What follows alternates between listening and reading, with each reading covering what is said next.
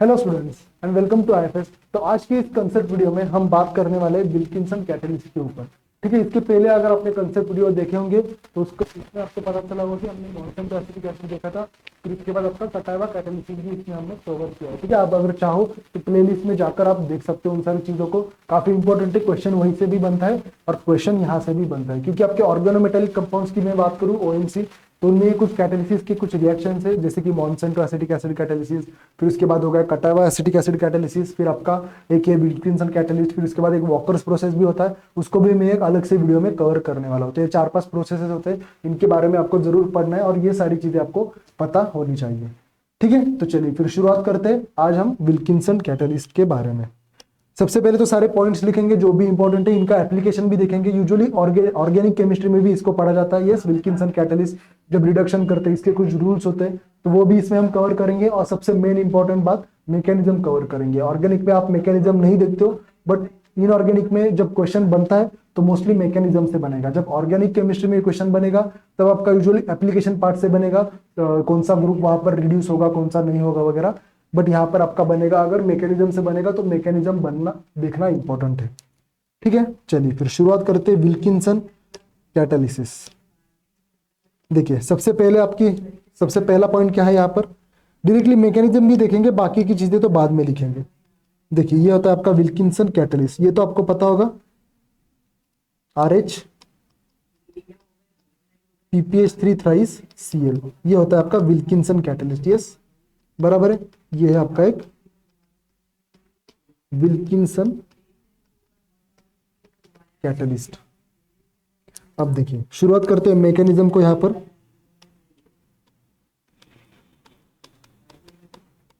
PPH3 ये भी एक आपका PPH3 है और आपका एक है Cl, ये बन चुका है। अब ये आपका एक स्क्वायर प्लेनर कॉम्प्लेक्स, बराबर, एक आपका बन चुका है स्क्वायर प्लेनर कॉम्प्लेक्स। अब इसमें मैं ऐड करूंगा H2। अब एक चीज हमने देखी थी during Monsanto acetic acid catalyst and कटावा एसिटिक एसिड कैटलिस्ट, दो तरीके से हम ऑक्सीडेटिव एडिशन करते हैं। एक होता है आपका पोलर और एक होता है आपका नॉन पोलर। जब पोलर ऑक्सीडेटिव एडिशन करते हैं तब वहां पर क्या होता है, तब वहां पर ट्रांस ऑक्सीडेटिव एडिशन आपको देखने को मिलता है। अगर नॉन पोलर हो तो सिस ऑक्सीडेटिव एडिशन आप करते हो, तो H2 क्या है, H2 में कोई पोलैरिटी नहीं है, तो आपका एक सिस ऑक्सीडेटिव एडिशन यहाँ पर होगा।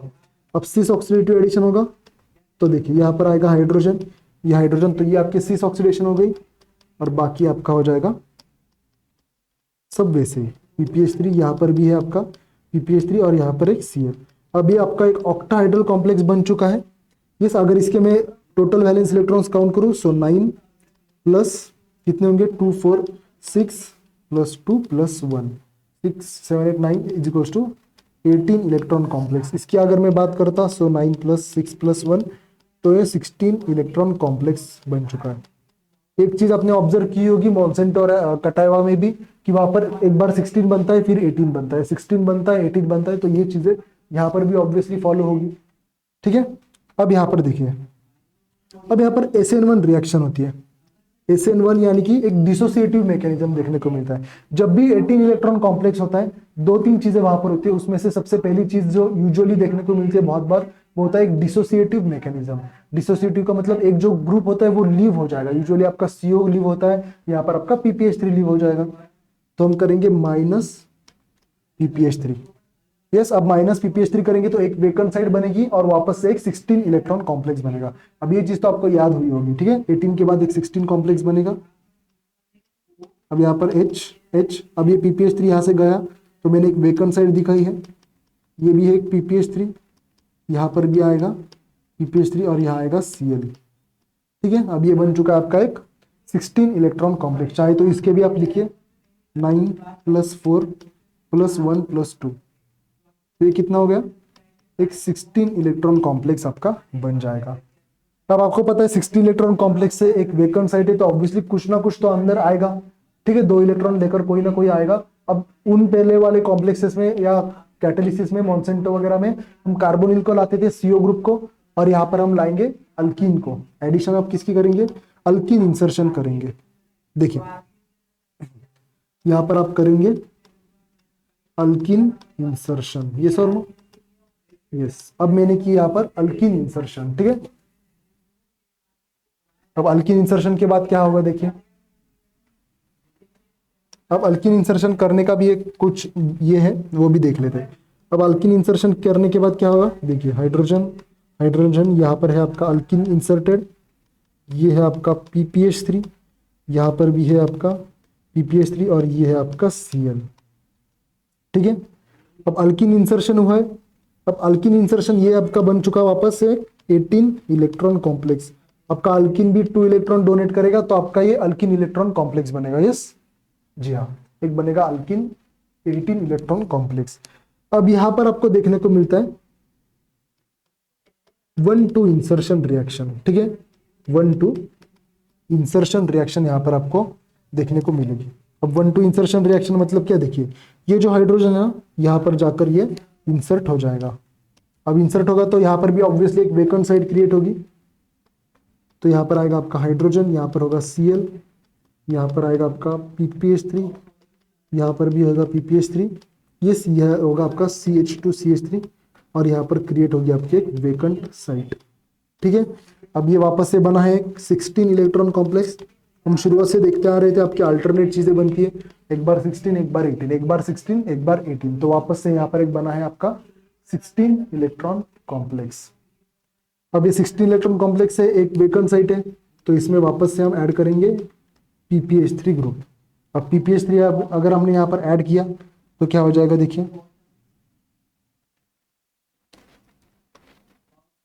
RH, यहाँ पर हाइड्रोजन, क्लोरीन, यहाँ पर है आपका PPH3, यहाँ पर PPH3, यह है आपका CH2CH3 और यहाँ पर आएगा आपका PPH3। ठीक है, चलिए ये वापस से बना है एक आपका 18 इलेक्ट्रॉन कॉम्प्लेक्स। अब सबसे लास्ट स्टेप हम जब देखते थे तब हमने क्या देखा था, उन वाले कॉम्प्लेक्सेस या रिएक्शन में क्या होता था, रिडक्टिव एलिमिनेशन होता था। और आपको पता है रिडक्टिव एलिमिनेशन हमेशा 18 इलेक्ट्रॉन कॉम्प्लेक्स में ही होगा, और दूसरी बात रिडक्टिव एलिमिनेशन कभी भी ट्रांस नहीं होगा, सिस होगा। अब यहाँ पर भी सेम ही होगा, रिडक्टिव एलिमिनेशन।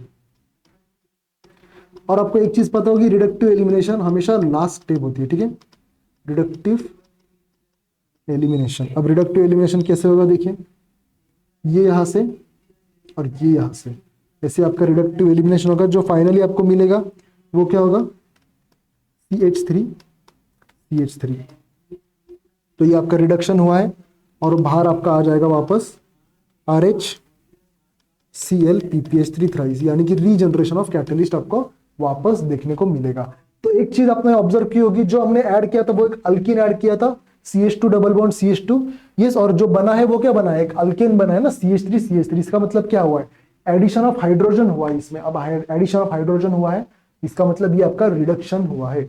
इसीलिए तो हम कहते हैं ना, विल्किंसन कैटलिस्ट हमेशा आपके रिडक्शन के काम आएगा। ऑर्गेनिक में जब भी आप देखो, जब भी विल्किंसन कैटलिस्ट दिया होता है एरो के ऊपर, आपके दिमाग में सिर्फ एक चीज आनी चाहिए, वो है रिडक्शन, यानी कि एडिशन ऑफ हाइड्रोजन। ठीक है, तो ये तो कहानी हो गई इसकी। अब स्टेप्स इन्वॉल्व लिखते हैं इनमें, स्टेप्स इन्वॉल्व, ये चीजें तो हम हमेशा लिखते हैं क्योंकि यहां से क्वेश्चन बनता है। ठीक है, स्टेप्स इन्वॉल्व में देखिए, तो सबसे पहले स्टेप होगा आपका क्या था, ऑक्सीडेटिव एडिशन, बराबर। फिर सेकेंड स्टेप थी आपकी डिसोसिएशन ऑफ PPH3,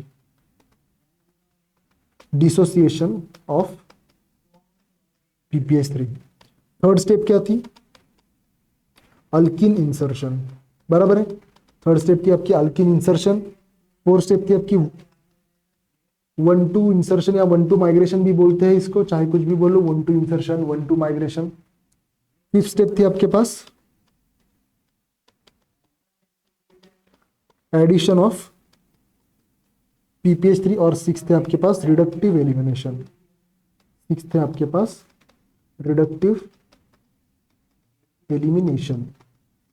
ठीक है, तो ये 6 स्टेप्स है। कभी कभी इनमें भी क्वेश्चन पूछते हैं ऑर्डर क्या क्या है आपके स्टेप्स का, तो ये स्टेप्स आपको पता होनी चाहिए। अब बात करते हैं यहाँ पर एप्लीकेशन की, एप्लीकेशंस ऑफ विल्किंसन कैटलिस्ट। ये तो आपका ऑर्गेनिक का वैसे पार्ट है, बट कोई बात नहीं, इसमें भी हम इसको देख लेंगे, एप्लीकेशंस ऑफ विल्किंसन कैटलिस्ट। देखिए सबसे पहला पॉइंट, विल्किंसन कैटलिस्ट, कभी कभी WC ऐसा भी लिखते हैं पूरा, कभी की लिखते ही नहीं है। ठीक है, Wilkinson catalyst reduces less substituted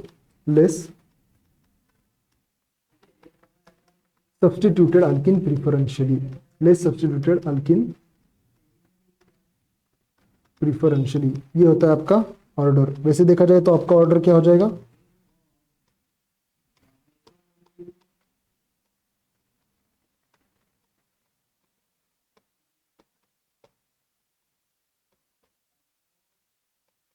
ये बन जाता है आपका अल्किन के रिडक्शन का ऑर्डर।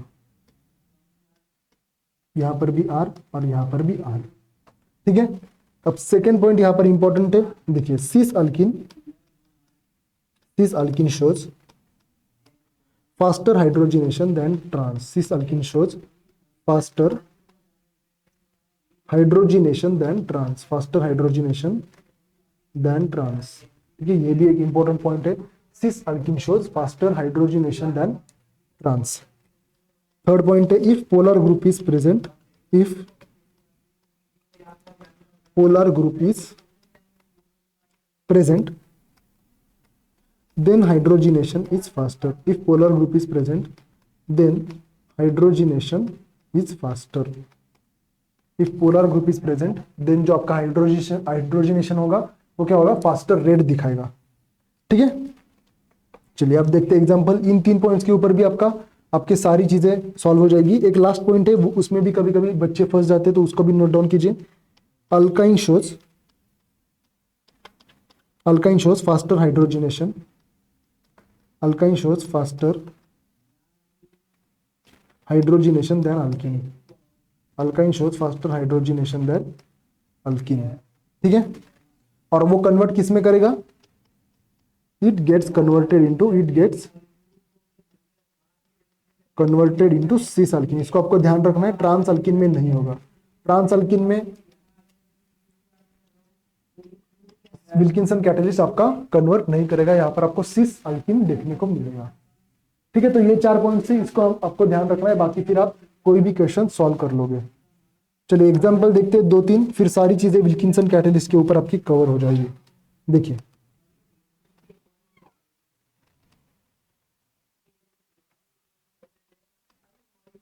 ये है आपका। अब देखिए सबसे पहले मैं यहां पर देता हूं LiLH4, ठीक है। अब LiLH4 आपको पता है बहुत स्ट्रॉन्ग रिड्यूसिंग एजेंट होता है, तो LiLH4 यहां पर क्या रिड्यूस करेगा, डबल बॉन्ड को तो रिड्यूस करेगा, NO2 को भी रिड्यूस करेगा। बट वही यहां पर मैं विल्किंसन कैटलिस्ट डालू इन द मतलब H2, अब यहां पर क्या हो जाएगा, सिर्फ आपका डबल बॉन्ड रिड्यूस होगा और आपका NO2 वैसे का वैसा रहेगा, ठीक है। LiLH4 आपको पता है बहुत स्ट्रॉन्ग रिड्यूसिंग एजेंट होता है ना, तो ऑब्वियसली हो जाएगा। और एक एग्जांपल लास्ट देखते हैं, देखिए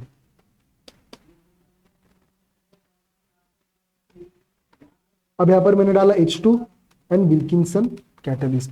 अब यहां पर रिडक्शन कैसे होगा, यहां पर हमने एक पॉइंट लिखा था पोलर ग्रुप का ज्यादा फास्ट होता है ना, तो पोलर ग्रुप कहां पर है आपका, यहां पर आपका पोलर ग्रुप है, तो यहां पर आपका हो जाएगा रिडक्शन, ठीक है। तो आई होप इसमें से आपको कोई डाउट नहीं होगा। विल्किंसन कैटलिस्ट से अगर पूछेंगे तो यही से क्वेश्चन पूछेंगे, ठीक है। एक तो एप्लीकेशन वाला पार्ट पूछेंगे, नहीं तो मैकेनिज्म के ऊपर क्वेश्चन पूछेंगे, लेकिन जो भी चीजें हमने लिखी है क्वेश्चन वहीं से आएगा, ठीक है। तो चलिए फिर मिलते हैं नेक्स्ट वीडियो में, तब तक के लिए हैप्पी लर्निंग।